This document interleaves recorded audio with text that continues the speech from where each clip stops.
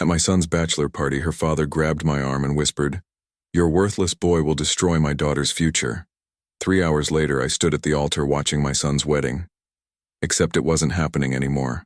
Before you click away, make sure to hit that subscribe button and ring the notification bell. Today's story is about how one man's hatred for my family led to the biggest mistake of his life. If you've ever dealt with someone who thought they were better than you, this story will resonate deeply. My name is George Hamilton, and I'm 68 years old. 3 years ago, I lost my beloved wife Martha to cancer, leaving me alone in our modest 2-bedroom house on Maple Street. The mortgage was paid off long ago, thanks to 35 years of honest work in construction, but the place felt emptier than a church on Monday morning without her laughter echoing through the rooms. My son Michael, 32 years old and the light of my life, teaches history at Jefferson High School. He inherited his mother's gentle heart and her bright green eyes, though he got my stubborn streak and my tendency to see the best in people even when they don't deserve it. For the past 2 years, he'd been dating Sarah Parker, a 29-year-old nurse with golden hair and a smile that could melt steel. The garage smelled of sawdust and old motor oil as I hung strings of lights between the wooden beams, preparing for Michael's bachelor party. Nothing fancy, mind you, just burgers, beer, and his closest friends celebrating his last weekend as a single man. The concrete floor was swept clean, folding tables arranged in a U-shape, and coolers filled with ice-cold Budweiser lined against the wall where my toolbox usually sat. I was adjusting a crooked banner that read Michael's Last Stand when the purr of an expensive engine drew my attention. Through the open garage door, I watched a sleek black Mercedes pull into my driveway, its chrome gleaming like polished silver under the afternoon sun. The driver's door opened and out stepped Richard Parker, Sarah's father. Richard was 62, though he carried himself like a man 20 years younger. His hair, still thick but graying at the temples, was perfectly styled, and his blue eyes had the cold calculation of someone who measured everything in dollar signs. He wore a charcoal suit that probably cost more than I made in a month back when I was working, and his Italian leather shoes clicked against the concrete as he surveyed my humble setup. "George," he said, extending a manicured hand. His grip was firm but brief, like shaking hands with a politician during campaign season. "Interesting venue choice." The way he said interesting made it sound like he'd discovered something unpleasant stuck to his shoe. His gaze swept over my garage, taking in the mismatched chairs, the simple decorations, and the lack of hired catering. I caught him glancing at the faded paint on the garage walls and the small oil stain near the workbench that I'd never quite managed to scrub away. "Well, Richard, sometimes the best parties happen in the most unexpected places," I replied, forcing a smile. Michael wanted something low-key, just friends and family. Before he could respond, we heard Michael's distinctive laugh carrying across the evening air. My son appeared around the corner, his arm wrapped around Sarah's waist, both of them glowing with the kind of happiness that makes you believe in fairy tales again. Michael wore jeans and a flannel shirt, looking relaxed and genuinely excited. Sarah had on a simple sundress, her nursing scrubs traded for something that made her look like spring personified. "Dad," Michael called out, jogging over to give me a bear hug that lifted me slightly off the ground. "Everything looks perfect. Exactly what I wanted." Sarah kissed my cheek, leaving a faint trace of vanilla perfume. "Mr. Hamilton, thank you so much for hosting. This is going to be wonderful." Richard's expression softened momentarily as he looked at his daughter, genuine affection flickering in those calculating eyes. But when his gaze shifted back to me, the warmth vanished like morning frost under hot sunlight. "Sarah, darling, why don't you help your future father-in-law with the final preparations?" Richard suggested, though it sounded more like a command. "Michael, we need to discuss a few last-minute wedding details." As the young couple busied themselves arranging plates and napkins, Richard moved closer to me, lowering his voice to barely above a whisper. The scent of expensive cologne couldn't quite mask something harder underneath, like steel wrapped in silk. "George, we need to talk. Privately." His tone carried the weight of unspoken threats, the kind of voice men use when they're accustomed to getting their way without question. I glanced over at Michael and Sarah, who were laughing as they tried to untangle a string of lights. My son looked so happy, so carefree, completely unaware that storm clouds were gathering overhead. Sarah was pointing out where each decoration should go, her face animated with the joy of someone planning their future with the person they love. Of course, I said, though every instinct told me this conversation wouldn't end well. Let's step over by the tool shed. As we walked away from the warmth and laughter, I couldn't shake the feeling that Richard's private talk was going to change everything. The evening air had grown cooler, and somewhere in the distance, I could hear the rumble of thunder approaching. But I didn't imagine that what he was about to tell me would make my blood run cold, or that his words would set in motion a chain of events that would expose truths I never saw coming. Walking over to the weathered tool shed behind Richard, I couldn't shake the feeling that something had shifted in the air. The laughter from the garage seemed distant now, muffled by the weight of whatever conversation was about to unfold. But as his words hung between us like smoke, I found myself transported back through time, remembering how we'd arrived at this moment. 4 years ago, everything changed on a Tuesday afternoon in October. I was standing on a ladder, cleaning gutters on Mrs. Henderson's house 3 streets over when my phone rang.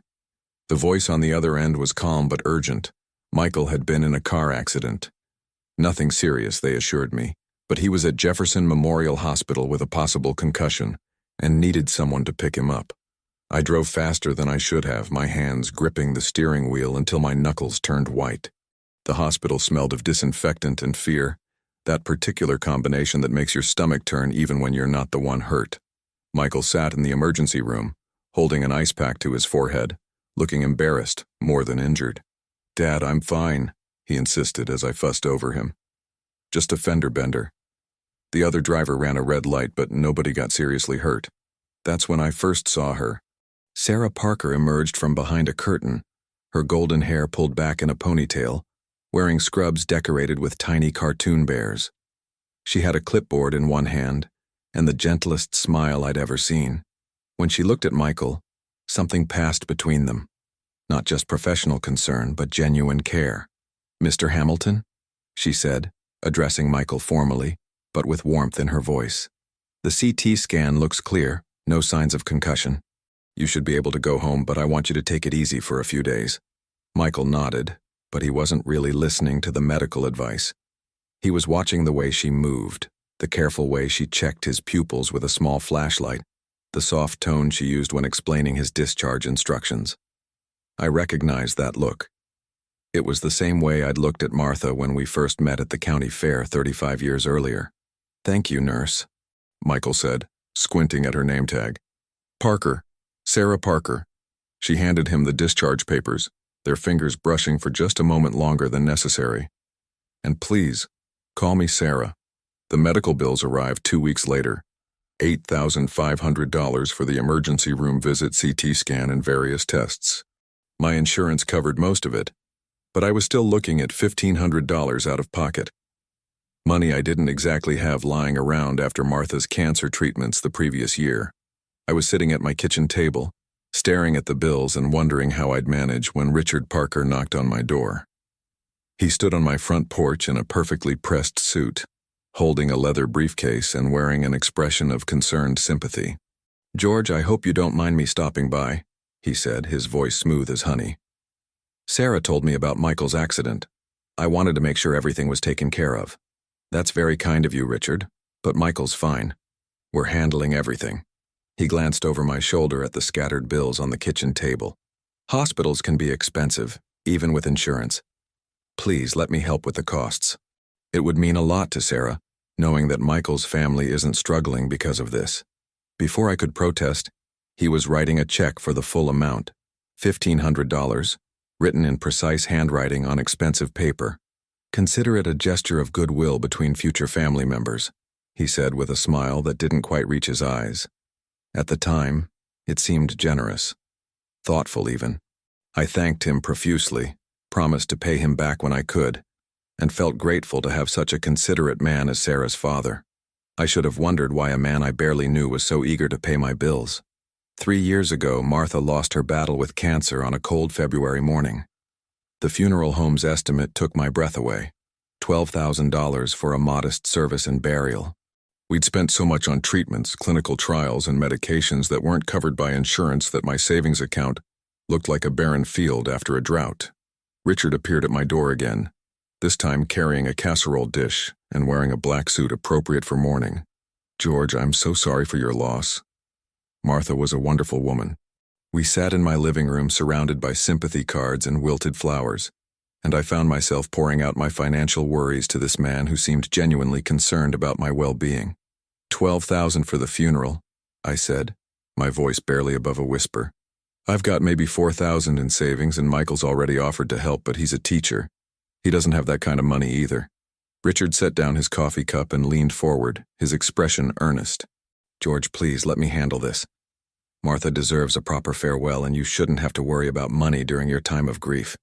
Richard, I can't accept that much money from you. It's too much." "It's not about the money," he said, placing a hand on my shoulder. "It's about family. Sarah loves Michael, and Michael is your son. That makes us family too, in a way. Family takes care of family." The funeral was beautiful. Martha would have loved the flowers, the music, the way our small community came together to celebrate her life. Richard sat in the front row beside Sarah and Michael, and when people offered their condolences, he accepted them as graciously as if he'd known Martha for decades. 2 years ago, Richard convinced me to let him pay for renovations to my house. "Sarah and Michael will be spending more time here once they're engaged," he said, walking through my modest home and pointing out things that needed updating. "The kitchen could use new appliances, and that bathroom hasn't been renovated since the 80s. $15,000 later, I had granite countertops, stainless steel appliances, and a bathroom that looked like something from a magazine." Richard insisted it was an investment in our family's future, a way to ensure that Sarah would feel comfortable in what might someday be her second home. "You're too generous, Richard," I told him as we stood in my gleaming new kitchen. "I don't know how I'll ever repay you for everything you've done." "Don't worry about repayments, George. Your friendship is payment enough." 1 year ago, when Michael and Sarah announced their engagement, Richard insisted on throwing them a party that cost $25,000. The country club ballroom, the 7-course dinner, the string quartet, the ice sculpture, everything designed to impress people I'd never met and couldn't afford to entertain. "This is Sarah's only engagement party," Richard explained when I tried to suggest something more modest. "She deserves the best, and Michael deserves to see how the other half lives." I felt out of place in my rented tuxedo, surrounded by people who discussed stock portfolios and European vacations as casually as I talked about the weather. But watching Michael and Sarah dance together, seeing how happy they were, I convinced myself that Richard's generosity came from a good place. Standing there in the shadows behind my tool shed, remembering all those acts of supposed kindness, I began to see them differently. The medical bills paid without being asked. The funeral expenses covered before I could even think about alternatives. The home renovations I never requested. The engagement party that felt more like Richard's social event than my son's celebration. "You see, George," Richard was saying, his voice taking on a harder edge, "I've invested considerably in your family's well-being. Over $40,000 by my count. Money I've never asked you to repay. Money I've given freely out of respect for the relationship between our children." The evening air had grown cooler, and I could hear the distant rumble of thunder approaching from the west. But the chill I felt had nothing to do with the weather. "I appreciate everything you've done, Richard, you know that." "Good, because now I need you to appreciate something else." His eyes narrowed, and for the first time I saw the man behind the expensive suits and practiced smiles. "Your son is about to marry my daughter, and frankly, I'm not sure he's worthy of her." But everything changed the day of this bachelor party. The storm clouds that had been gathering all afternoon finally opened up, sending fat raindrops pattering against the toolshed's metal roof. But the real storm was just beginning, and it had nothing to do with the weather. "I've done some research on your family, George," Richard said, pulling out his smartphone and scrolling through what looked like a collection of documents and photos. Very interesting reading. My stomach dropped like a stone thrown into deep water. "Research? Nothing invasive, you understand. Just due diligence. When my daughter is about to marry into a family, I like to know what I'm dealing with." He held up the phone, showing me a photograph of a yellowed newspaper clipping. December 1995. Local construction company files for bankruptcy. That was your company, wasn't it, George? The rain was getting heavier now, drumming against the roof with increasing intensity. Inside the garage, I could hear Michael's friends arriving, their voices mixing with laughter and the clink of beer bottles. They sounded so carefree, so unaware that their evening was about to be poisoned by the venom dripping from Richard's tongue. That was almost 30 years ago, Richard. I rebuilt everything. I provided for my family. Oh, I'm sure you did your best. His tone suggested otherwise. But patterns have a way of repeating themselves, don't they? Financial instability, poor decision-making, addiction issues. What addiction issues? The words came out sharper than I intended. Richard swiped to another image on his phone. 3 DUI arrests between 1992 and 1996. The third one cost you your business license for 6 months. That's when everything fell apart, isn't it? When you lost the Henderson contract, when the bank called in your loans. Each word hit me like a physical blow. Those were the darkest years of my life, the period after my father died, and I couldn't cope with the grief. I'd turned to drinking, made stupid mistakes, nearly lost everything that mattered. But I'd fought my way back, gotten sober, rebuilt my life piece by piece. I've been sober for 28 years, I said quietly. I went to AA, did the work, made amends to everyone I hurt. Martha stood by me through all of it. Admirable, Richard said, though his tone suggested he found it anything but. But Sarah doesn't know about any of this, does she? Michael certainly doesn't seem to know the full extent of his father's past difficulties. The rain was coming down harder now, and I could see guests hurrying from their cars to the garage, newspapers held over their heads as makeshift umbrellas. Through the open garage door, I caught sight of Michael helping an elderly woman I didn't recognize, probably someone's grandmother, offering her his jacket to keep dry. What do you want, Richard? I want you to be honest with your son. Tell him about the bankruptcies, the drinking, the arrests. Let him make an informed decision about whether he wants to tie his future to a family with such questionable stability. That's not your decision to make. Richard stepped closer, and I could smell his expensive cologne mixed with something else. The metallic scent of rain and the musty odor of old wood from the shed. Actually, George, I think it is. You see, I've invested considerable time and money in ensuring that Sarah has the best possible future. I'm not about to let her throw it away on a man whose family carries this much baggage. He began taking pictures of my garage, my house, the old pickup truck in the driveway. Each flash of his camera felt like an invasion, a violation of something sacred. What are you doing? Documenting the lifestyle my daughter would be marrying into. The modest accommodations, the aging infrastructure, the clear indicators of ongoing financial stress. He paused to take a close-up of a small rust spot on my truck's bumper. Sarah is accustomed to a certain standard of living, George. Can Michael really provide that for her? From inside the garage, I heard someone tell a joke, followed by a burst of laughter. My son's voice rose above the others, warm and genuine, the way Martha used to laugh at my terrible puns. The sound made my chest tighten with a mixture of love and protective fury. Michael makes an honest living. He's a good man. I'm sure he is. But good intentions don't pay mortgages or medical bills, do they? What happens when Sarah wants children? Can a teacher's salary support a family? Will they have to come running to Daddy every time there's a financial emergency, the way you've been doing? That stung because there was a grain of truth in it. I had accepted Richard's help multiple times, always telling myself it was temporary, always promising to pay him back when things got better. But things never seemed to get better enough, and the debt had grown like ivy, creeping over everything until I couldn't see where my independence ended and his control began. Richard, I appreciate everything you've done for my family, but nothing, George. Let me make something crystal clear. He put his phone away and fixed me with those cold blue eyes. Your son is about to marry my daughter. That makes us family, whether we like it or not. And I'll be damned if I'm going to watch my little girl struggle because she fell in love with someone from the wrong side of the tracks. The words hit me like a slap across the face.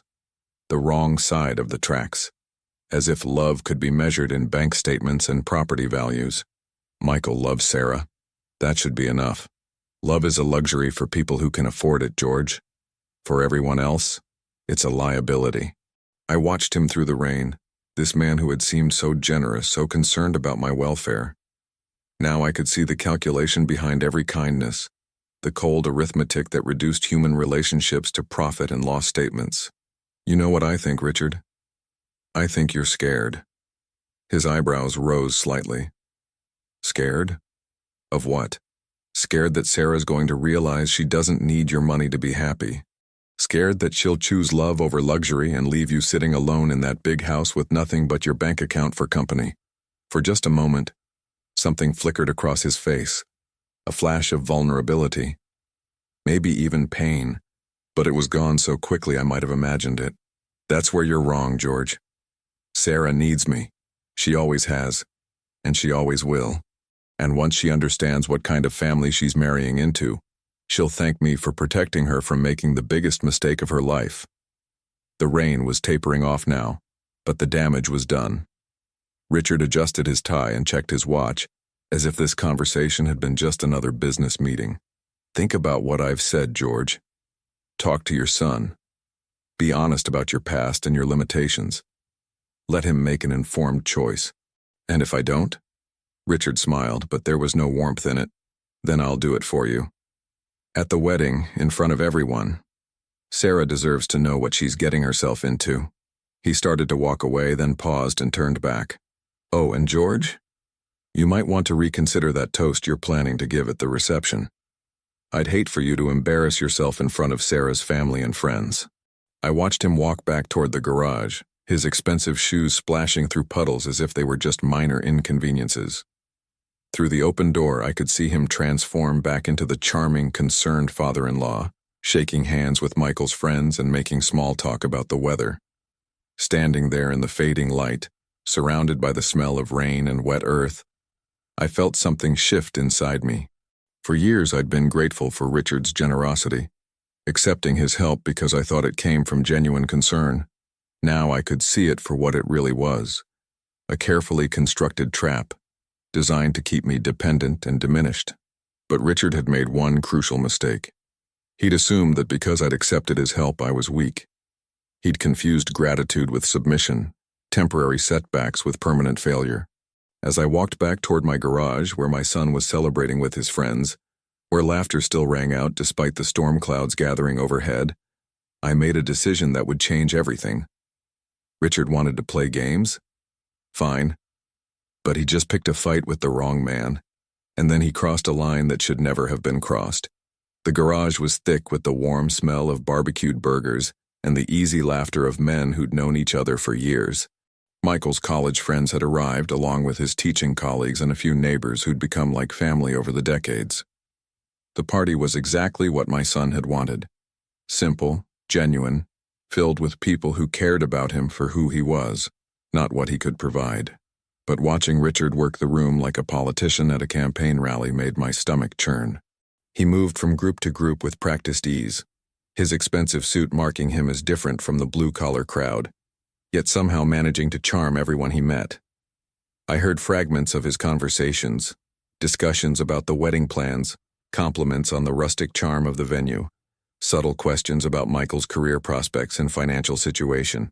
"George, there you are," called out Tom Martinez, my old foreman from the construction company. He was holding a beer and grinning widely, his weathered face creased with genuine affection. "This is some party. Your boy done good finding that Sarah girl." "Thanks, Tom. Michael's happy, and that's all that matters to me." "Speaking of happy, that father-in-law of yours seems like a real stand-up guy. Just offered to help my nephew Danny get into some fancy business program. Says he knows people who know people." My blood turned to ice water. Richard was already spreading his web, identifying potential allies and leverage points among my friends and family. This wasn't generosity, it was reconnaissance. I watched Richard approach the makeshift bar area where Michael was opening beer bottles for his guests. My son looked relaxed and content, his face flushed with happiness and maybe one too many Budweisers. Sarah stood beside him, her arm threaded through his, both of them glowing with that special light that comes from being exactly where you belong. "Michael, my boy," Richard said, clapping my son on the shoulder with false bonhomie. "Mind if I steal you away for a few minutes? I wanted to talk about some wedding details, and I think it's time we had a proper father-to-father conversation." "Of course, Mr. Parker. Dad, you should join us too." But Richard was already steering Michael toward a quieter corner of the garage, away from the main group. "Actually, let's make this a private chat first." Man to man, you understand. We can bring your father in later. I started to follow them, but Tom grabbed my arm. George, you remember my cousin Eddie from the electrical union? He's got a question about rewiring his kitchen. By the time I extricated myself from Eddie's detailed questions about circuit breakers and building codes, Richard and Michael had moved outside into my backyard.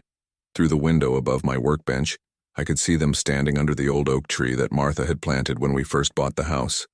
The tree's branches were strung with solar lights that Sarah had insisted on adding for the party, their gentle glow creating an intimate setting that looked deceptively peaceful. I slipped out the back door, staying in the shadows near the house where I could hear their conversation without being seen. Michael, I want you to know how much Sarah means to me, Richard was saying, his voice carrying that smooth, practiced tone I'd come to despise. She's not just my daughter, she's my whole world. Everything I've worked for, everything I've built, it's all been for her. I understand, Mr. Parker. I love her just as much as you do. I'm sure you do, son. But love and being able to provide for someone are two very different things. Richard paused, letting that sink in. Sarah has never wanted for anything in her life. Private schools, college education, a new car for her 16th birthday, European vacations, the finest things money can buy. That's what she's accustomed to. Michael shifted uncomfortably. I know I can't give her all those things right away, but I'm working hard. I'm up for tenure next year, and I've been thinking about getting my master's degree to increase my earning potential. That's admirable, Michael, really. But let's be realistic about the timeline here. Teachers' salaries, even with tenure and advanced degrees, they're not exactly going to support the lifestyle Sarah's used to. What happens when she wants children? When there are medical bills or college funds to consider? I could see Michael's shoulders tense, even from my hiding spot by the house. This was exactly what Richard wanted, to plant seeds of doubt, to make my son question whether his love was enough. We've talked about all that. Sarah doesn't care about money. She chose nursing because she wants to help people, not because she's looking for a big paycheck. Richard laughed, but there was no humor in it. Oh, Michael, you're so young, so idealistic. Sarah says she doesn't care about money now because she's never had to live without it. But wait until she's pregnant and working 12-hour shifts at the hospital to help pay the bills. Wait until she can't afford to go shopping with her friends or take the vacations she's used to. Love has a way of fading when it's competing with financial stress. That's not going to happen. We'll figure it out together. Will you? Because from where I'm standing, it looks like you're already following in your father's footsteps. The words hit Michael like a physical blow. I watched my son's face change, confusion replacing confidence. What do you mean? Richard moved closer, his voice dropping to a conspiratorial whisper. Your father's had some financial troubles over the years, hasn't he? The business that failed, the drinking problems, the times he's had to come to me for help. These things have a way of running in families, Michael. Patterns repeat themselves. My dad's a good man. He's worked hard his whole life. I'm sure he has. But working hard and managing money responsibly are two different skills. Your father's borrowed over $40,000 from me in the past few years. Medical bills, funeral expenses, home improvements he couldn't afford on his own. Always with the promise to pay me back, of course, but we both know that's never going to happen. I felt like I'd been punched in the gut. Hearing Richard lay out my financial dependence in cold, hard numbers made me feel smaller than an ant. But worse was seeing the effect on Michael, the way his face crumpled with embarrassment and dawning understanding. He never told me about any of that. Of course he didn't. He's ashamed, as he should be. But Michael, this is exactly what I'm talking about. Is this the pattern you want for your marriage? Coming to me every time there's a crisis, hat in hand, asking for money you'll never be able to repay? Michael was quiet for a long moment, staring down at his shoes. When he finally looked up, there were tears in his eyes. What are you asking me to do? I'm asking you to think about Sarah's future. Really think about it. If you love her as much as you say you do, maybe the most loving thing would be to let her go. Let her find someone who can provide for her the way she deserves. That's when I stepped out of the shadows, my heart pounding with rage and protective fury. That's enough, Richard. Both men turned toward me, Michael's face flushing with embarrassment, Richard's expression shifting to cold satisfaction. George, we were just having a conversation about... I heard exactly what you were doing. You were trying to convince my son that he's not good enough for your daughter. I was trying to help him see reality. Someone needs to. The reality is that Michael and Sarah love each other. The reality is that they're both hardworking, decent people who will figure out their life together. The reality is that you're a manipulative bully who can't stand the thought of losing control over his daughter. Richard's mask finally slipped completely.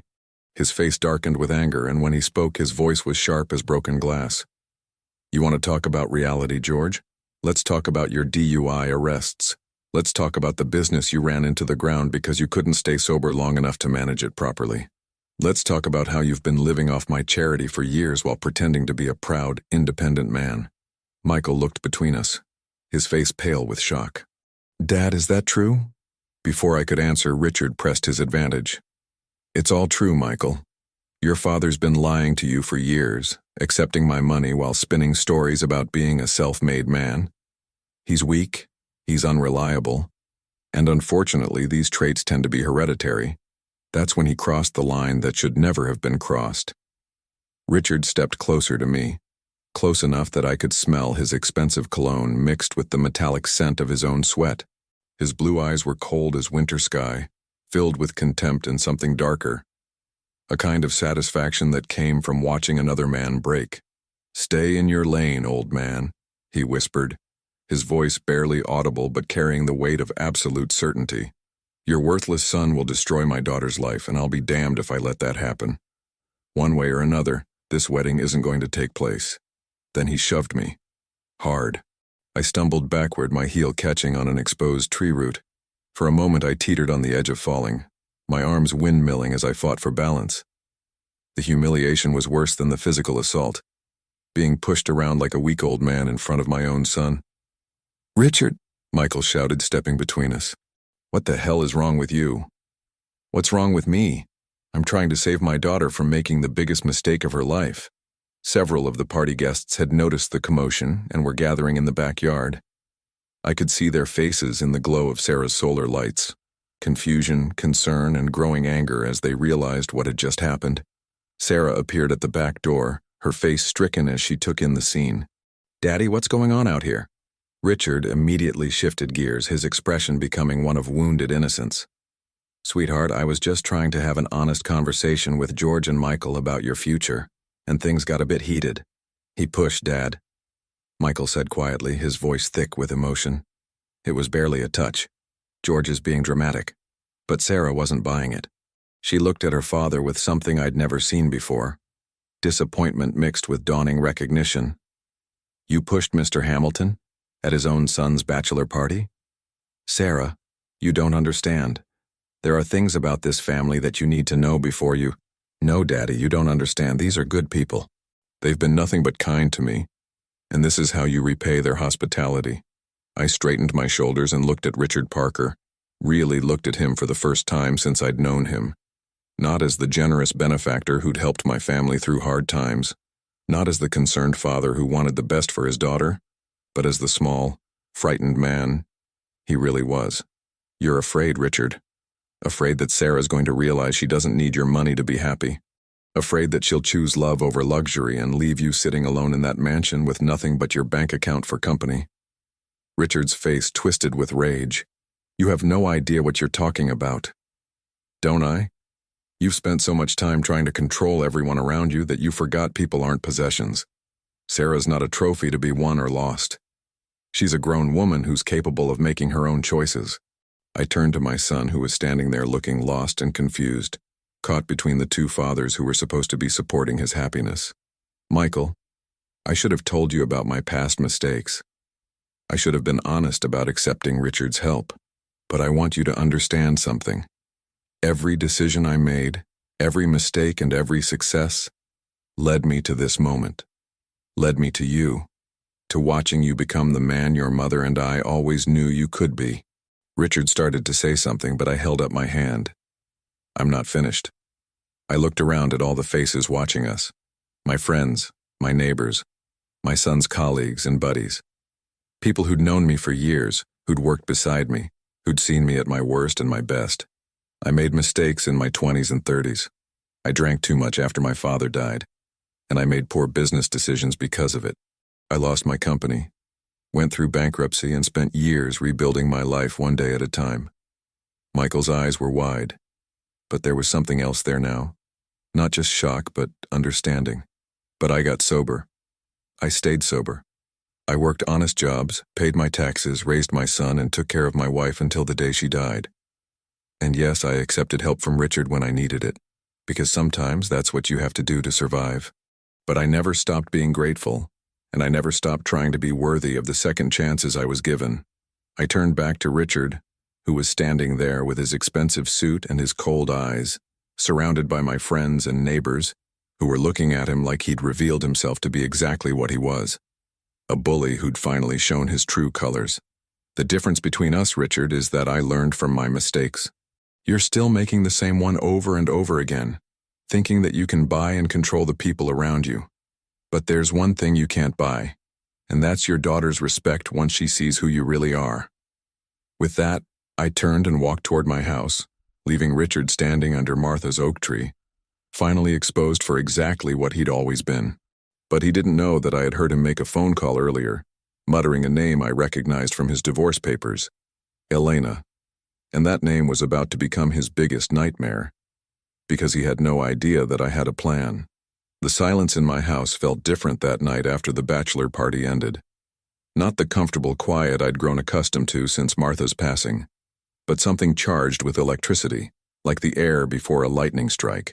I sat at my kitchen table, the same one where Richard had written me checks for thousands of dollars, staring at a name written on a scrap of paper, Elena Martinez. I'd heard Richard mutter that name during his phone call earlier, his voice sharp with irritation when he'd told whoever was on the other end to never call him again. But I remembered seeing it before, years ago, on some divorce papers that had fallen out of Richard's briefcase when he'd come to discuss Martha's funeral arrangements. At the time, I'd assumed it was just legal paperwork. Richard was always carrying documents related to his business dealings. Now, sitting in the dim glow of my kitchen light, I realized that name might be the key to understanding who Richard Parker really was beneath his expensive suits and practiced charm. My old laptop, the one Michael had insisted on buying me 2 Christmases ago, wheezed to life as I opened the internet browser. I'd never been much for technology. Martha had always been the one to handle anything more complicated than turning the television on. But desperation has a way of making you learn new skills quickly. I typed Elena Martinez therapist into the search bar, remembering that Richard had mentioned something years ago about his ex-wife working in mental health. The results populated slowly, my ancient internet connection taking its time to load the pages. There she was, Elena Martinez, licensed clinical social worker, specializing in domestic violence counseling and family therapy. Her practice was located downtown, only 15 minutes from my house. But it was her photograph that made my breath catch in my throat. She was a beautiful woman, probably in her mid-40s with long dark hair and kind eyes that seemed to see straight through the camera lens. But there was something else in her expression, a wariness, maybe even fear, that I recognized from looking in mirrors during my own darkest years. This was a woman who understood pain intimately. The website's biography was professional and brief, mentioning her education and specializations, but it was what wasn't said that caught my attention. No mention of family, no personal details, no indication that she'd ever been married to one of the wealthiest men in town. I spent the next hour searching through public records, something I'd never done before but found surprisingly easy once I figured out the right websites. The divorce decree was a matter of public record, filed 3 years ago in the county courthouse. Richard Parker versus Elena Martinez Parker, citing irreconcilable differences. But it was the restraining order filed 6 months before the divorce that made my hands shake as I read it. Elena had requested protection from her then-husband, citing a pattern of emotional abuse, financial control, and one incident of physical violence that had resulted in her requiring medical treatment for a dislocated shoulder. The court documents were cold and clinical, full of legal language that stripped the humanity from what must have been a terrifying experience.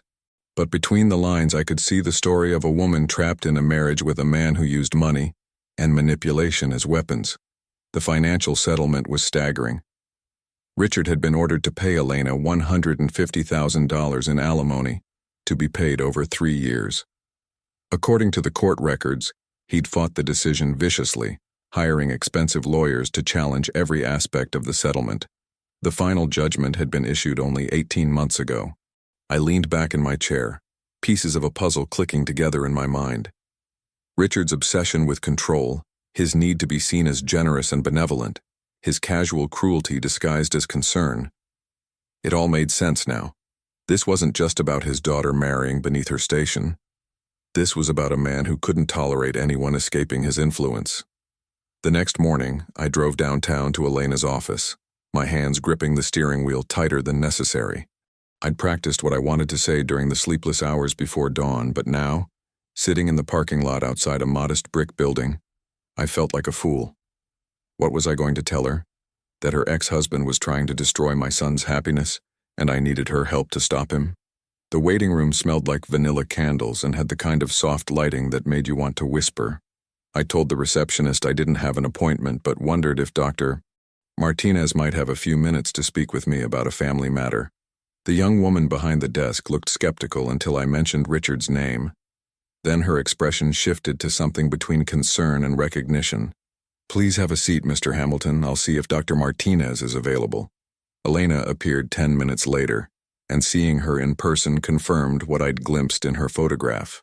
She was smaller than I'd expected, maybe 5'4", but there was a strength in the way she carried herself that spoke of someone who'd been broken and rebuilt herself stronger.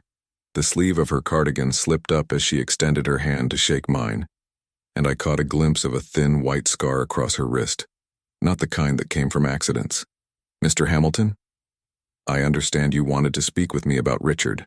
Her voice was steady, professional, but I could see the tension in her shoulders, the way her eyes flicked toward the exit as if she was calculating escape routes. "Yes, ma'am. I hope you don't mind me coming here unannounced. It's about my son's wedding. He's marrying Richard's daughter Sarah this Saturday, and Richard is trying to destroy their relationship."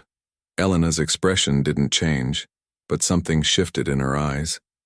A recognition, maybe even sadness. "Please come into my office, and Mr. Hamilton, what I'm about to tell you stays between us until you decide what to do with the information." Her office was warm and comfortable, with soft chairs and tissues strategically placed for clients who needed them. But it was the small framed photograph on her desk that caught my attention. A picture of Elena with a young woman who had the same dark hair and gentle eyes, both of them laughing at something outside the camera's view. "That's my daughter, Carmen," Elena said, noticing my gaze. "She's 26 now, a pediatric nurse in Chicago. She moved there after the divorce, said she needed distance from everything that happened here. Richard never mentioned he had a stepdaughter. No, he wouldn't. Carmen was 15 when I married Richard, and well, let's just say he never saw her as his family. She was an inconvenience, evidence that I'd had a life before him that he couldn't control or rewrite." Elena poured 2 cups of coffee from a small machine in the corner of her office, her movements careful and precise. When she handed me the cup, I noticed her hands were steady despite what must have been a difficult conversation. "Tell me about Sarah," she said. "Tell me about your son." I found myself describing Michael and Sarah's relationship, how they'd met, the genuine happiness I saw in both of them, the way Sarah had brought light back into Michael's life after Martha's death. Elena listened without interrupting, occasionally nodding or asking gentle questions that showed she understood the dynamics I was describing. "Sarah doesn't know, does she?" Elena asked finally. "About Richard's history, about what he's capable of when someone tries to leave his sphere of influence." "I don't think so. She sees him as a loving, protective father who just wants the best for her. That's how it starts," Elena said quietly. "Richard is brilliant at making his control look like care, his manipulation seem like generosity. By the time you realize what's happening, he's already isolated you from everyone who might help you see clearly." She walked to a filing cabinet and pulled out a folder thick with documents and photographs. "These are copies of everything from our divorce proceedings. Police reports, medical records, financial statements showing how he used money to control every aspect of my life and Carmen's. The photographs were the hardest to look at. Elena in a hospital gown, her left arm in a sling, bruises on her face that she'd tried to cover with makeup, a broken coffee mug on a kitchen floor, pieces scattered like evidence of an explosion. Screenshots of bank statements showing how Richard had systematically restricted Elena's access to their joint accounts whenever she did something he disapproved of. "The night he dislocated my shoulder," Elena said, her voice steady but distant, "it was because I'd enrolled in graduate school without asking his permission first. He said I was being selfish, putting my education above his needs and the needs of our family.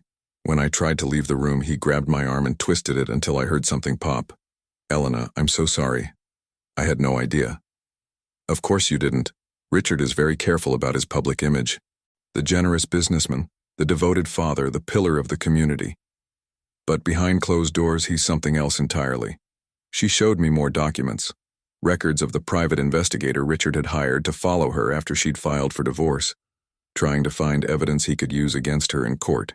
Credit card statements showing how he'd used their shared accounts to purchase expensive gifts for other women, then claimed the purchases were business expenses when Elena questioned them. "The worst part," Elena said, "wasn't the physical abuse or even the financial manipulation. It was watching him destroy my daughter's sense of self-worth. Carmen was a bright, confident teenager when I married Richard. By the time we left, she was convinced she was stupid and worthless because he'd spent 3 years telling her she'd never amount to anything without his support. I thought about Sarah, about the way she lit up when Richard entered a room, the trust and affection in her voice when she spoke about her father. How long had he been conditioning her to depend on his approval, to see his love as something that had to be earned rather than freely given? What finally made you leave?"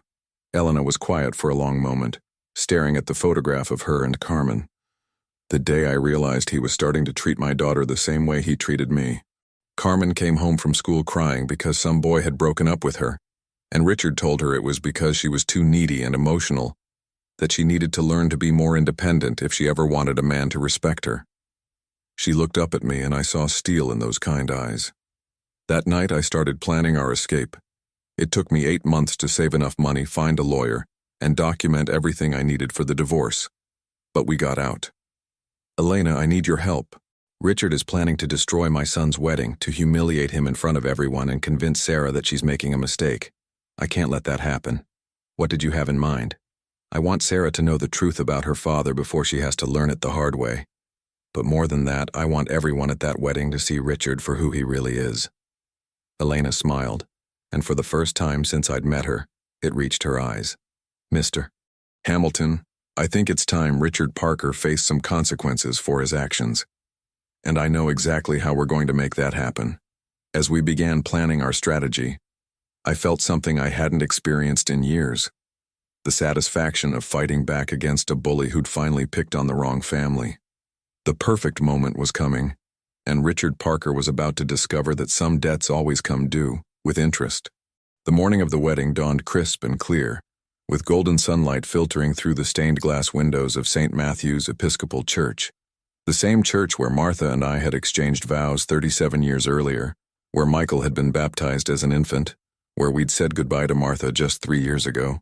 The irony wasn't lost on me that this sacred place, which had witnessed so much joy and sorrow in my family's life, was about to become the stage for Richard Parker's final performance. I adjusted my tie in the mirror of the church's small groom preparation room, my hands steadier than they'd been in days. After 48 hours of careful planning with Elena Martinez, everything was in place. Every phone call made, every document copied, every witness contacted and briefed on their role in what was about to unfold. Michael stood beside me, working on his bow tie with the same concentration he'd once used to solve algebra problems at the kitchen table. At 32, he looked exactly like his mother had on our wedding day, nervous but radiant, filled with the kind of happiness that makes you believe in forever. "Dad, I need to apologize for what happened at the bachelor party," he said quietly, not meeting my eyes in the mirror. "I should have defended you against Richard's accusations instead of just standing there like an idiot. Son, you had no way of knowing what kind of man Richard really is. That's not your fault. But the things he said about your past, about the drinking and the business failing, were they true?" I turned to face him directly, my hands resting on his shoulders the way I had when he was a boy, and needed reassurance about monsters under the bed. "Yes, they were true. I made mistakes in my 20s and 30s that cost me dearly.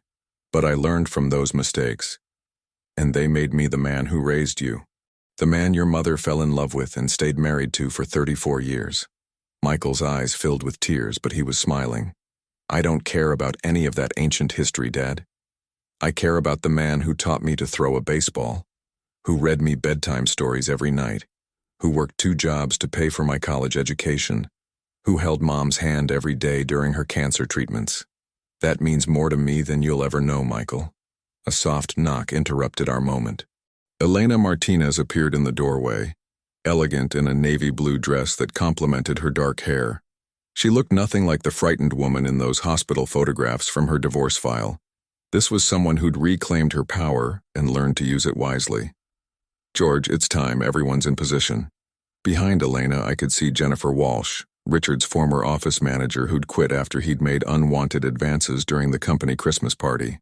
She carried a manila folder thick with documentation of Richard's pattern of harassment and financial irregularities. Beside her stood David Brennan, the accountant who'd discovered discrepancies in Richard's dealership books, $80,000 in unreported cash transactions that suggested tax evasion at minimum, money laundering at worst. Is Sarah ready? I asked. Sarah is walking down the aisle in 10 minutes, Elena said gently. She still doesn't know what we're about to reveal, but she trusts you, George. When this is over, she's going to need that trust to get through what comes next. Through the preparation room's small window, I could see the church filling with guests. Richard's side was a parade of expensive suits and designer dresses, business associates, country club friends, people who measured relationships in stock portfolios and property values. My side was smaller but warmer. Neighbors, former co-workers, teachers from Michael's school, people who'd known our family through good times and bad. But it was the back row that mattered most. Elena had positioned herself near the center aisle, with Jennifer and David flanking her like sentries. In the very last pew sat Detective Maria Santos from the County Sheriff's Department, off-duty but carrying her badge and handcuffs in her purse, just in case Richard's reaction to exposure was as volatile as Elena predicted it might be. The wedding march began, its familiar melody drifting through the church like a prayer. Michael straightened his shoulders and walked toward the altar, his face glowing with anticipation. Pastor Williams took his position, the same kindly man who'd officiated at Martha's funeral, who'd known our family for decades and understood the significance of this moment. Sarah appeared at the back of the church, and even from a distance, she took my breath away. Her wedding dress was simple but elegant, her grandmother's pearl necklace catching the light from the stained glass windows. She moved down the aisle with grace and confidence, her eyes locked on Michael's face with the kind of love that makes cynics believe in fairy tales again. But it was Richard who commanded attention. He walked beside his daughter in a perfectly tailored morning coat, his silver hair gleaming, his smile practiced and political. To anyone who didn't know better, he looked like the picture of paternal pride. A successful businessman giving away his beloved daughter to a worthy young man. I knew better. I could see the calculation behind that smile, the way his eyes swept the congregation like a general surveying a battlefield. He'd spent the past week making phone calls, arranging contingencies, preparing for the moment when he would destroy Michael's reputation in front of everyone who mattered. The ceremony proceeded normally through the opening prayers and readings. Michael and Sarah exchanged their personal vows, their voices strong and clear as they promised to love each other through whatever challenges life might bring. When Pastor Williams asked if anyone had reasons why this couple should not be wed, the church fell silent except for the whisper of wind through the ancient oak trees outside. That's when I stood up. Pastor Williams, before we continue, there's something this congregation needs to know about the Parker family and their intentions toward my son. A murmur rippled through the church. Richard's head snapped toward me, his eyes narrowing with fury and disbelief. George, sit down. This is neither the time nor the place for whatever grievance you think you have. Actually, Richard, this is exactly the right time and place. Because you've spent the past week threatening to humiliate my son in front of these witnesses unless I convinced him to call off this wedding. That's preposterous. I've done nothing but support this union. I reached into my jacket pocket and pulled out my cell phone, pressing play on the recording I'd made during our conversation at the bachelor party. Richard's voice filled the church, cold and threatening. Your worthless son will destroy my daughter's life, and I'll be damned if I let that happen. One way or another, this wedding isn't going to take place. The silence that followed was deafening. Sarah's face had gone pale, her hands trembling as she stared at her father in disbelief. "Daddy, what is he talking about?" But Richard had regained his composure with practiced ease. "Sarah, darling, this is obviously a misunderstanding. George has taken some private concerns I expressed about financial security and twisted them into something malicious." "Financial security?" I said, my voice carrying clearly through the church's excellent acoustics. "Is that what you call threatening to expose my past mistakes unless I sabotaged my son's happiness?" "Your past mistakes are hardly secret, George. 3 DUI arrests, a failed business, years of financial instability that continue to this day." I was simply trying to ensure that Sarah understood what kind of family she was marrying into. That's when Elena Martinez stood up. "Actually, Richard, let's talk about what kind of family Sarah is marrying out of." Every head in the church turned toward Elena, and I watched Richard's face transform from confident superiority to genuine terror in the space of a heartbeat. "Elena," he said, his voice barely above a whisper, "what are you doing here?" "I'm here to make sure Sarah knows the truth about her father before she makes the biggest mistake of her life, trusting him to have her best interests at heart." Elena stepped into the center aisle, moving with the calm authority of someone who'd spent years planning for this moment. "Ladies and gentlemen, my name is Elena Martinez, and I was married to Richard Parker for 4 years. 4 years during which he systematically isolated me from my friends and family, controlled every aspect of my finances, and used physical violence to maintain his dominance over me and my teenage daughter." The church erupted in shocked whispers. Sarah swayed on her feet and Michael immediately moved to support her, his arm around her waist as she struggled to process what she was hearing. "That's a lie," Richard said, but his voice lacked conviction. "Elena is a disturbed woman who's never gotten over our divorce. She's here to cause trouble, nothing more."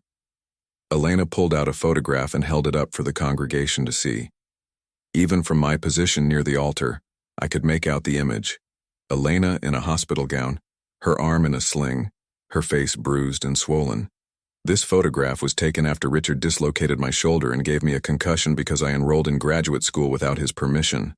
The police report and medical records are matters of public record, available to anyone who wants to verify what I'm telling you. Jennifer Walsh stood up next, her voice steady despite the magnitude of what she was revealing. "I worked for Richard Parker for 3 years at his dealership. During that time, he sexually harassed multiple female employees, including myself. He also engaged in systematic tax evasion and money laundering through cash transactions that were never properly reported." David Brennan rose from his seat, holding up a thick folder of documents. "I'm a certified public accountant, and I've spent the past month reviewing Richard Parker's business records. The evidence shows over $80,000 in unreported income, fraudulent insurance claims, and kickbacks from manufacturers that were never disclosed to the IRS." Richard was backing toward the church's side exit now, his face flushed with panic and rage. "This is a coordinated attack by people who have grudges against me. None of this has anything to do with my daughter's wedding. It has everything to do with Sarah's future," I said, my voice carrying the weight of every sleepless night I'd spent worrying about my son's happiness. "Because this is who you really are, Richard. A man who uses money and manipulation to control everyone around him, who destroys anyone who threatens his carefully constructed image." Sarah had found her voice at last, and when she spoke it was with the quiet strength of someone whose world had just shattered, but who was determined to rebuild it on firmer ground. "Daddy, is any of this true?" Richard looked at his daughter, and for just a moment I saw something that might have been genuine love flicker across his face, but it was quickly replaced by the cold calculation that defined him. "Sarah, these people are trying to destroy our family. Don't let them poison your mind against me. Answer the question, Daddy. Did you hurt Elena? Did you threaten Mr. Hamilton? Did you try to stop my wedding?" The silence stretched between them like a chasm, filled with years of lies and manipulation finally coming to light.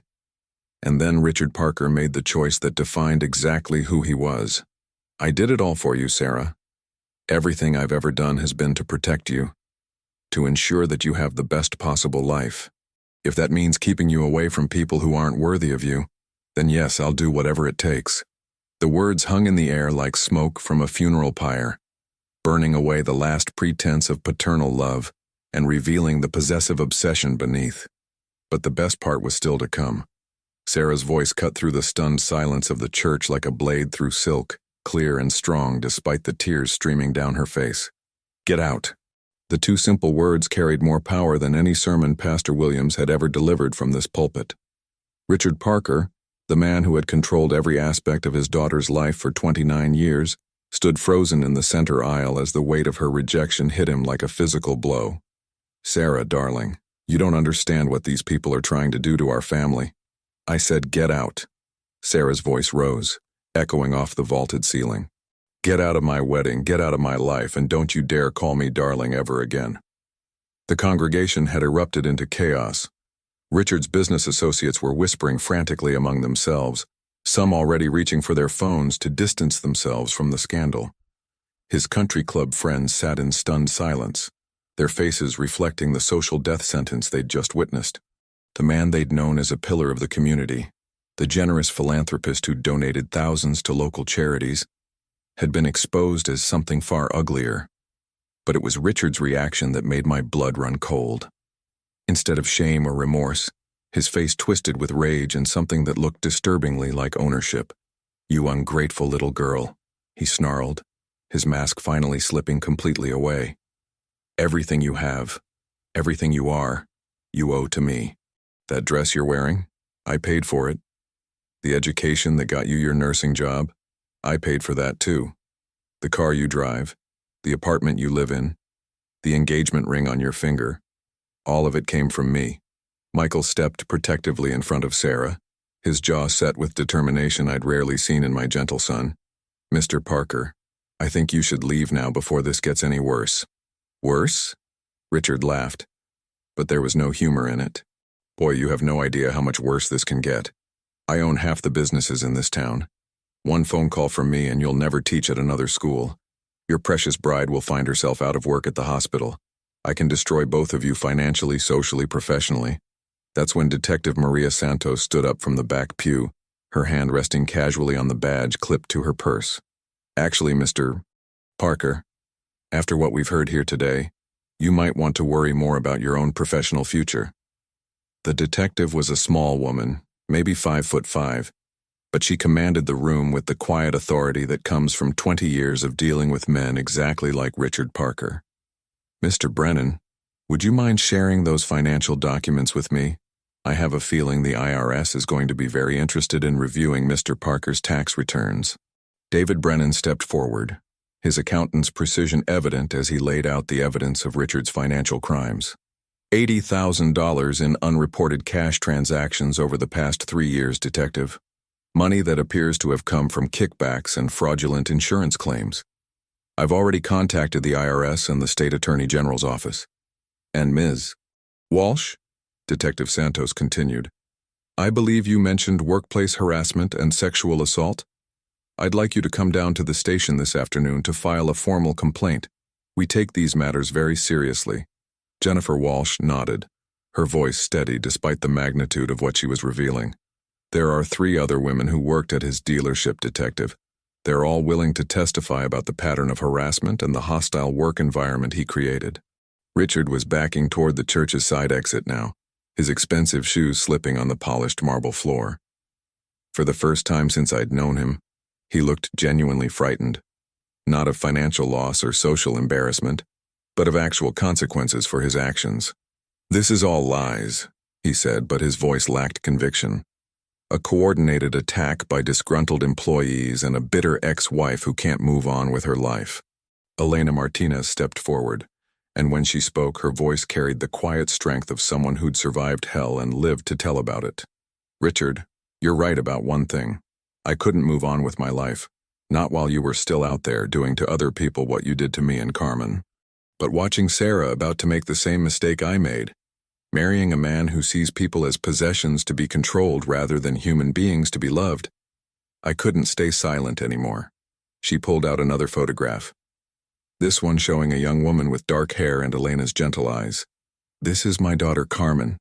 She's a pediatric nurse in Chicago now, helping children who've been abused and neglected.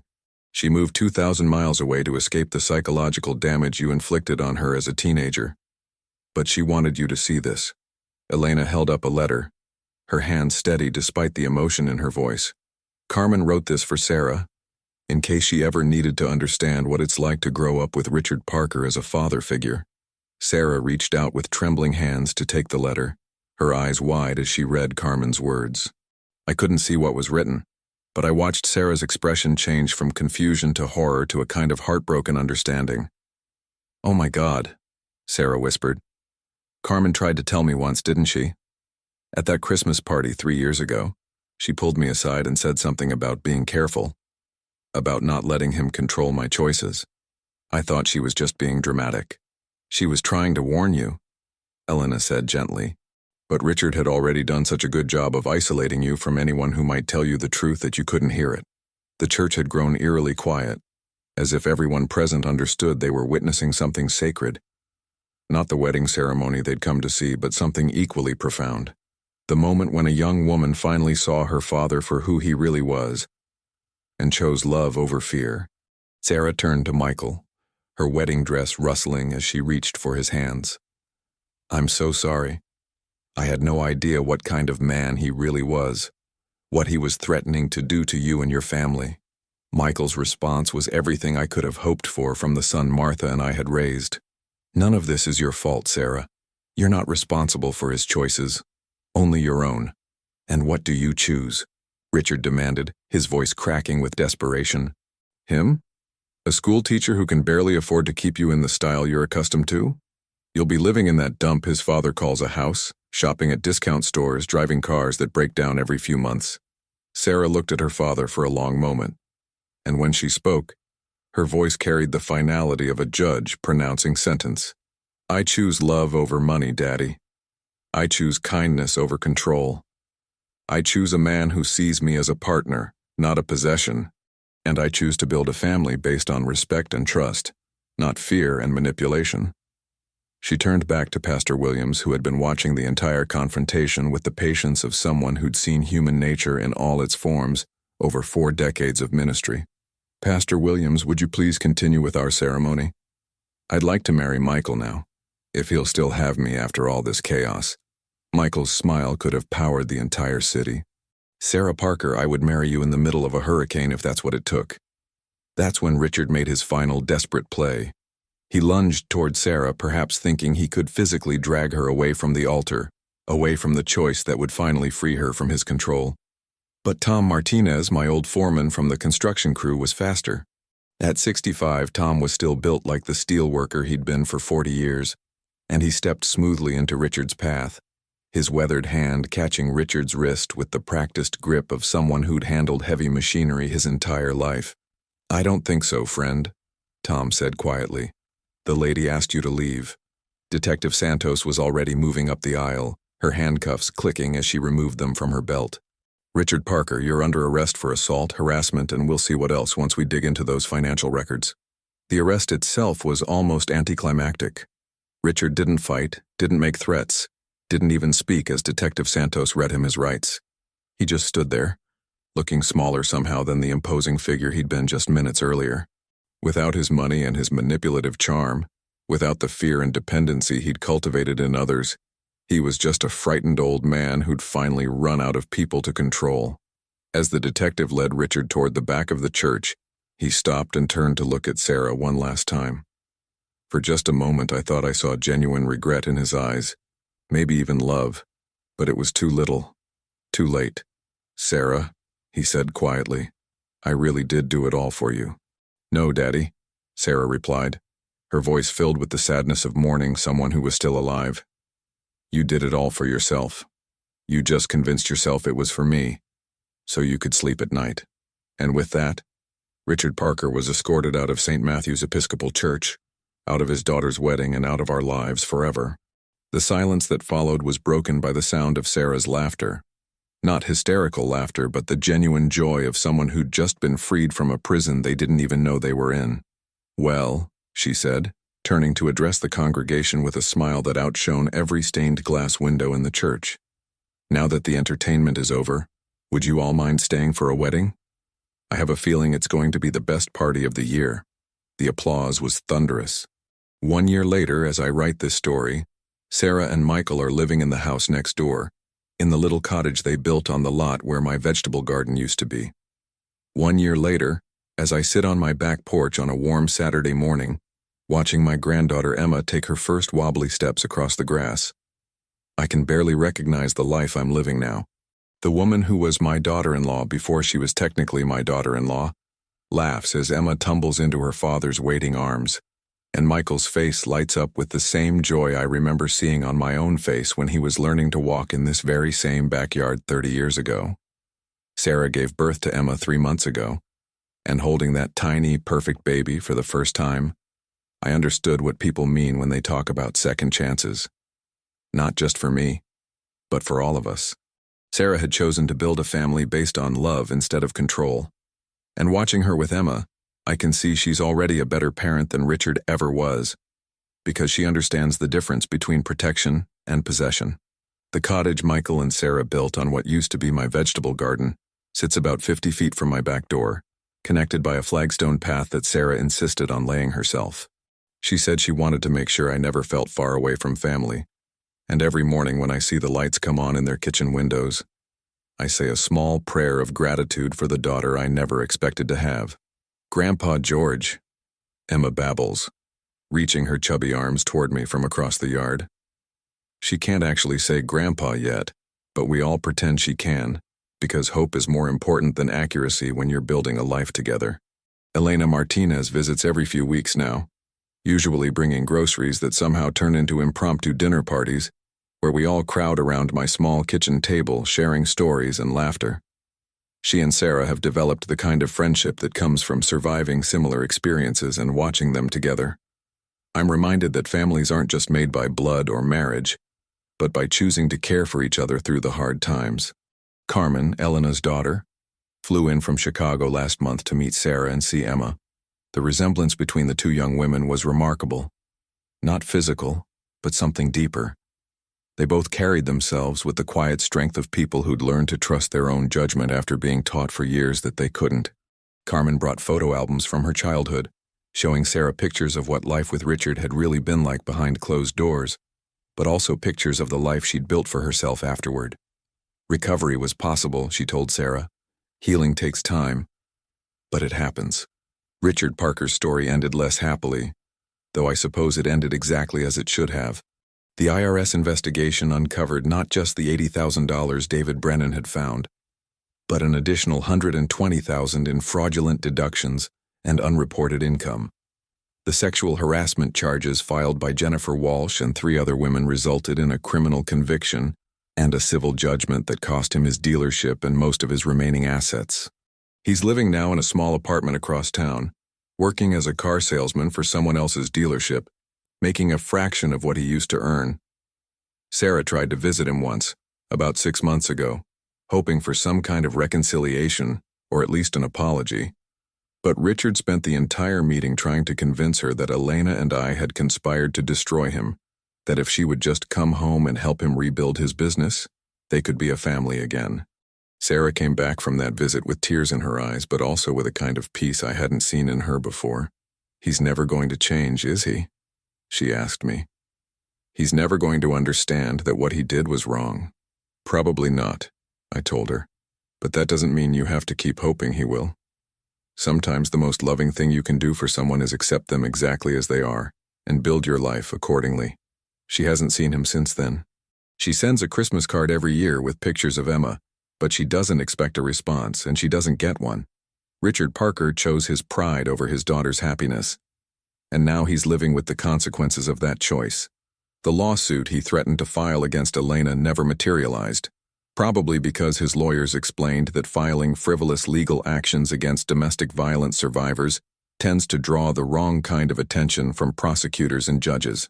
Detective Santos told me that Richard asked about plea deals several times during his criminal proceedings, always wanting to know if Sarah would speak on his behalf at sentencing. She declined, not out of cruelty, but out of wisdom. Some bridges, once burned, can't be rebuilt. Tom Martinez, my old foreman, stops by most weekends to help Michael with home improvement projects and to spoil Emma with toys that make noise and drive her parents crazy. Jennifer Walsh opened her own consulting firm and sends me Christmas cards signed, "With gratitude for helping me find my voice." David Brennan was hired by the state attorney general's office to investigate financial crimes, using the skills he developed uncovering Richard's fraud to help other victims get justice. The ripple effects of that day in the church continued to spread outward in ways I never could have predicted. 2 other women in town came forward with their own stories about Richard's behavior, leading to additional charges and settlements. Sarah started a support group at the hospital for women dealing with emotional abuse, using her nursing skills and her personal experience to help others recognize the warning signs she'd missed in her own life. Michael got his tenure at the school and was promoted to department head last fall. He credits his success to the confidence he gained from standing up to Richard, from learning that he didn't have to apologize for who he was or where he came from. Sarah's nursing supervisor recommended her for a promotion to charge nurse, recognizing the leadership skills she'd developed through her own healing process. As for me, I've learned lessons I never expected to learn at 69 years old. I've learned that accepting help doesn't make you weak, but accepting control disguised as help will destroy your soul. I've learned that sometimes the most important battles are fought not with fists or weapons, but with truth and witnesses, and the courage to stand up when someone tries to diminish the people you love. I've also learned that the mistakes I made in my 20s and 30s, the drinking and the business failures and the moments when I wasn't the man I wanted to be, don't define who I am today. They're part of my story, but they're not the end of my story. Richard tried to use my past as a weapon against my future, but in the end, my past became the foundation for the wisdom I needed to protect my family. Every evening, as the sun sets behind Martha's oak tree, I sit on this porch and remember the night of Michael's bachelor party, when Richard Parker cornered me and tried to make me feel small and worthless. I think about how different things might have been if I'd accepted his version of who I was, if I'd convinced Michael to call off the wedding, if I'd let fear and shame make my decisions for me. But I didn't. Instead, I chose to fight for my son's happiness, for the truth, and for the idea that families should be built on love rather than control. And that choice led to everything good that followed. The wedding that happened despite Richard's threats, the cottage next door where my family is growing, the granddaughter who calls my name across the backyard, the daughter-in-law who chose us over the luxury her father could provide. Sometimes people ask me if I ever feel guilty about what happened to Richard, about the public humiliation and the financial ruin and the loneliness he brought on himself. The answer is no. I feel sad for him, because I understand how fear and the need for control can twist a person into something ugly. But I don't feel guilty for protecting my family from his toxicity, any more than I'd feel guilty for calling the fire department if his house was burning down. The truth is, Richard Parker destroyed himself. He chose manipulation over honesty, control over trust, pride over love. All we did was refuse to be complicit in his choices anymore. If you've read this far, if you've stuck with me through this long story about an old man who almost let a bully destroy his son's happiness, then I hope you'll take away the lesson that took me 68 years to learn. Your past mistakes don't disqualify you from fighting for your future. The people who try to use your history against you are usually the ones most afraid of having their own history examined. And sometimes, the most loving thing you can do for someone is refuse to enable their worst impulses, even if they hate you for it. My granddaughter is walking toward me now, her tiny hands reaching up to be lifted into my lap. Sarah follows close behind, ready to catch her if she falls, but giving her room to try. Michael is in the kitchen making lunch, humming the same off-key tune Martha used to hum while she cooked. This is what victory looks like. Not a moment of triumph, but a lifetime of small, good choices that add up to something beautiful. This is what family looks like when it's built on the right foundation. And if you're dealing with your own Richard Parker, your own manipulator who uses money or guilt or fear to control the people around him, remember this. You don't have to accept someone's version of who you are. You don't have to be grateful for help that comes with strings attached. And you don't have to choose between love and money, because anyone who forces you to make that choice has already shown you exactly what their love is worth. Emma settles into my lap, her small weight warm against my chest, and I realize that this moment, this ordinary, perfect Saturday morning, is worth more than all of Richard Parker's money ever could have been. Thank you for listening to my story. If it resonated with you, please subscribe to hear more stories about real families dealing with real problems and finding real solutions. And if you have a similar story of your own, Share it in the comments below. Sometimes the most powerful thing we can do is remind each other that we're not alone. Family isn't about perfection. It's about showing up for each other, especially when times get tough. And sometimes showing up means standing up to the people who think they own you. It means choosing love over everything else,